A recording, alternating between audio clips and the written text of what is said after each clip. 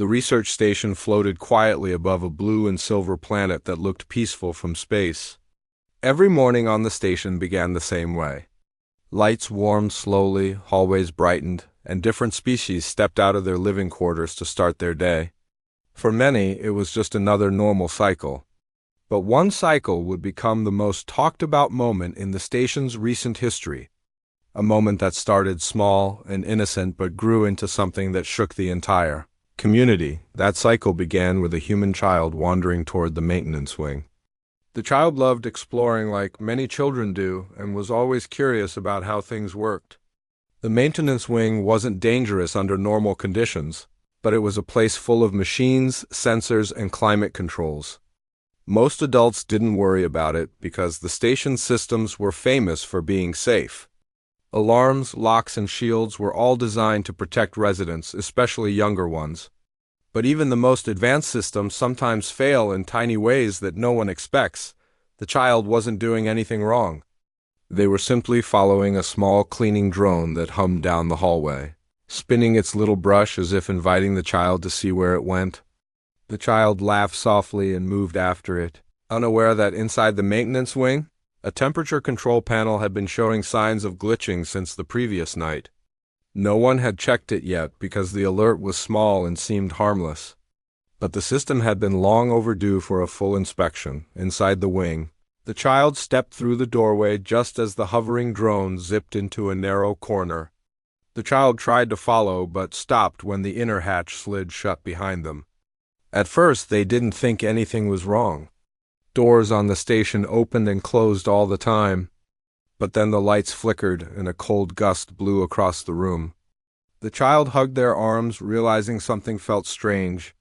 The temperature was dropping faster than it should, outside. A nearby engineer noticed the hatch had closed and tried to reopen it. But the panel at the side showed an error he had never seen before. The door wasn't locked by command. It was locked by a malfunction. He tried his ID, then manual override, then a maintenance code. Nothing worked. At that moment, he realized that someone might be inside. A sudden tightness formed in his chest. He hit the emergency alarm. The alarm wasn't loud or frightening.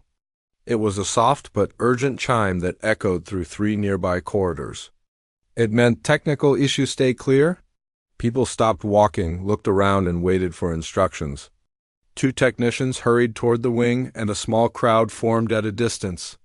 Among the crowd were several members of the Deathworlder delegation. Deathworlders were known throughout the station for their strong bodies and hardy home planets. Their worlds were wild, full of storms and heavy gravity, so their species grew up learning to adapt quickly. Many residents respected them, but some still felt intimidated by how serious and direct they always seemed. But what most people didn't understand was that these species valued life more deeply than they ever admitted. They understood danger better than anyone, and they believed protecting the young was the greatest duty any adult could have. When the first Deathworlder reached the maintenance wing, the engineer explained in a shaky voice that a child might be inside. The Deathworlder didn't shout or panic. Instead, he crouched down, inspected the door panel, and asked calm, clear questions. How long had the malfunction lasted? What part of the system controlled the hatch? Could there be pressure changes inside? Was there oxygen stability? More Deathworlders arrived, forming a quiet but powerful presence near the doorway. Other residents felt a wave of tension and relief at the same time. If anyone could stay collected during a malfunction, it was them. Inside the wing, the child called out weakly, but the thick door blocked most of the sound. The temperature wasn't dangerously low, but it was cold enough to make the child uncomfortable. They tried pressing buttons on the wall, but the controls were frozen by the system error. The small drone beeped uncertainly, as if confused about its own task, and circled around the child as if offering company. The first station officer arrived, scanned the door, and confirmed what everyone feared: the hatch was stuck in a lockdown loop caused by the climate control glitch. It wasn't life-threatening yet, but it wasn't safe to leave the child inside. They needed to override the system from the central hub or manually disconnect the faulty panel from the outer circuits. While the officer spoke, the Deathworlders listened carefully. One of them suggested rerouting the power from the emergency conduit. Another recommended linking the door's manual lock pin to an external generator. Their ideas weren't reckless, each suggestion was based on deep technical understanding. Many Deathworlders had experience building shelters during severe storms on their home planets, and they knew how to handle failing systems. The officer hesitated, worried about causing more malfunctions. But the Deathworlders reassured him that every action they suggested was stable and reversible. They didn't want to break the door, they wanted to keep the child safe. As more residents gathered, the air shifted. The group watching wasn't restless or chaotic. They were quietly concerned. A few parents held their children close, imagining what the trapped child must be feeling. Humans from the nearby quarters whispered anxiously, while gentle species from warmer climates shivered at the thought of the dropping temperature inside. The Deathworlders worked with the engineers, kneeling beside the hatch and examining the panel with patient precision. Their strong hands moved carefully, avoiding even the smallest spark. Their voices stayed steady, giving updates in a calm rhythm that helped settle everyone around them. Inside the room, the child sat on the floor, rubbing their hands together for warmth. The drone hovered near their shoulder, projecting a tiny warming light that didn't help much but reminded the child they weren't alone. The child looked at the door and listened, hoping to hear someone calling back. They didn't understand the technical issue, but they knew adults were doing everything they could. Finally, the officer contacted the central hub, explaining the situation. While he spoke, one of the Deathworlders stepped forward. He looked at the crowd, then at the officer, and said something simple but firm. "We need the council to take this seriously. A child should never be trapped because of a neglected system." The officer nodded, knowing it was true. The malfunction wasn't just an accident, it was a sign that some systems needed better care. Too many maintenance tasks had been delayed due to budget cuts and scheduling issues. The Deathworlders didn't raise their voices, but their presence made the statement feel heavier, more important. Every species on the station had children. Every species trusted the station to keep them safe. And if one part of the system could fail like this, others could too. Meanwhile, engineers finally identified the exact fault. The climate panel had overheated the night before, sending corrupted signals through the door's control link. They needed to cut the malfunctioning wire that connected the hatch to the faulty system. The Deathworlders helped hold the external casing steady while the engineers worked with small tools. The moment the wire disconnected, the hatch clicked softly. The temperature alert reset, the lights above the door brightened, and a line of warm air drifted out as the hatch slid open. Everyone leaned forward. The child stepped out slowly, shivering but safe. The engineers wrapped a thermal blanket around them, and several species let out quiet breaths of relief. There were no injuries. No danger now, just a frightened child brought back to safety, but the incident left a mark on everyone who had been there. The Deathworlders looked at the officers and the watching crowd with a serious but gentle expression. They didn't blame anyone. They didn't demand anything harsh. But they made it clear that something needed to change. A faulty panel had nearly caused far more fear than anyone should experience, especially a child. And this malfunction, though small, revealed deeper problems in the station's maintenance system. That cycle, something shifted inside the station community. People whispered about the incident long after the alarm ended. Some were grateful. Some were worried. Some wondered how many other systems were quietly failing without being noticed. But one thing was certain. The Deathworlders were not going to stay silent. They believed that responsibility was not just a rule, it was a promise every adult owed the young. And so, as the cycle ended, they prepared themselves for something bigger. They would go to the council, not with anger, but with a message powerful enough to make every species pay attention. After the child was safely taken out of the maintenance wing, the station slowly returned to its quiet rhythm. But the atmosphere wasn't the same anymore.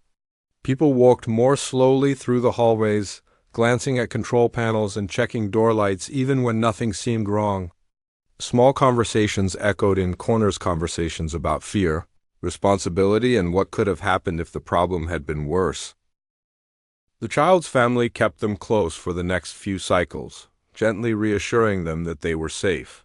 The engineers who worked on the hatch double-checked every bolt and every wire, not because someone told them to, but because the incident had shaken their belief in the station's reliability. Even the cleaning drones seemed more cautious, hovering at careful distances from families who passed through the maintenance area. The Deathworlders, however, didn't go back to their daily routine. They met privately in one of their residential lounges, speaking in low voices about what they witnessed. Deathworlder species were known for their bravery and strength, but they were also known for something else. They did not ignore problems that put others at risk. To them, ignoring danger was the same as inviting it. One of them pointed out how long the climate panel had been glitching before the malfunction. Another mentioned the maintenance report logs, which had been delayed repeatedly over the past month. A third reminded everyone that this wasn't the first minor malfunction on the station. There had been small oxygen sensor flickers in the agriculture wing and unusual pressure readings near the research dome. None of those incidents harmed anyone, but they proved that the station was getting older and the systems needed more attention. They all agreed on one thing: the council had to be informed. Not with anger or accusations, but with a firm reminder that safety was not a luxury. It was a responsibility shared by everyone. The next cycle, they walked through the station corridors together. Their presence attracted quiet attention from residents who stepped aside respectfully. People knew that when Deathworlders moved with such unity, something important was about to happen. Some whispered to each other, wondering if the child's incident had encouraged them to take action. Others simply watched, feeling a mix of gratitude and curiosity. The council chamber sat at the center of the station, shaped like a wide circle with rising tiers of seats for each species representative. It was normally a calm place where discussions about budgets, research plans, and cooperation agreements took place. But that day, as the Deathworlders entered, a wave of silence rolled across the room. They did not push their way to the front. They did not raise their voices. They simply walked with steady steps toward the main platform and waited for permission to speak. Their calmness was more powerful than any dramatic entrance. The council chair, a gentle species known for fairness, gave them the floor. The oldest of the Deathworlders stepped forward. His voice wasn't loud, but it carried across the hall because of how grounded and honest it sounded. He explained the incident with the human child in clear detail. He did not exaggerate. He did not blame any individual or department. Instead, he emphasized how the malfunction was a sign of larger issues, a sign that the station's systems were being overlooked, postponed, or rushed through because people believed nothing serious would happen. He reminded everyone that the station housed families, not just adults. It was a place where children of many species grew, learned, and played. The safety protocols were designed to protect them. The protocols were only useful when maintained. Then he said something that touched the entire hall. Strength doesn't mean we can lift heavy objects or survive harsh planets. Strength means protecting those who depend on us, even when it is inconvenient. A child should never sit alone behind a locked door because a malfunction was ignored. Those words made several delegates shift uncomfortably in their seats. Not because he was harsh, but because he was right. Many of them had noticed delayed maintenance reports but chose to focus on other priorities. Some had approved budget cuts for repair teams. Some simply assumed everything would be fine. A representative from another gentle species stood and admitted quietly that their team had also ignored small warnings in the past, believing they weren't serious. Another delegate mentioned that the station's growth had increased the number of tasks but not the number of workers. The conversation grew more open and honest with each voice that joined. The council chair finally stood and said the incident must be treated as a turning point. The station needed a complete review of its systems, starting with the climate controls. Repairs must not be delayed anymore. Budgets must be adjusted. Workers must receive the support they need. Most importantly, the safety of every child, human or otherwise, must come before convenience. What surprised the council the most was that the Deathworlders didn't ask for any special credit or recognition. They simply wanted a promise that everyone on the station would be safer after the meeting. Updates about the new reforms spread quickly. A full investigation team was created with members from different species, including 2 Deathworlders, human engineers, and technical specialists from the outer worlds. They moved through the station one area at a time, scanning wires, listening to panels, checking sensors, and repairing anything that seemed old or unstable. Residents began to notice small improvements. Lights flickered less. Doors opened more smoothly. Temperature shifts were softer. Even the sound of the ventilation system seemed gentler. It was as if the station had taken a deep breath after years of holding it in. The human child recovered fully, returning to normal routine with a bit more caution but no fear. Their family often passed through the section where the incident happened, and each time they saw engineers working hard in Deathworlders, checking readings with serious focus. It made them feel safe again. The community grew closer too. Parents who rarely spoke to each other stopped to chat in hallways. Species that usually kept to their own zones began visiting shared lounges to talk about safety changes. Whenever someone saw a Deathworlder walking down the corridor, they greeted them with gratitude instead of nervousness. Many residents realized that strength didn't have to be intimidating when it was used with purpose and kindness. As the final stage of repairs neared completion, the council held a public gathering in the large atrium. Everyone was invited: families, workers, scientists, and even the smallest children who clung to their parents' hands. The Deathworlder stood quietly at the front. Not expecting anything special, the council chair stepped forward and spoke about the changes that had taken place. The upgraded systems, improved maintenance schedules, new emergency training programs, and renewed cooperation across species.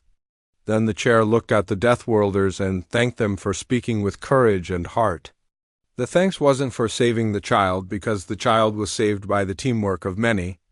The thanks was for reminding the station what responsibility truly meant. Everyone applauded, not because it was a dramatic moment, but because they felt the truth of it. The human child stood near the front with their family, wrapped in a soft jacket.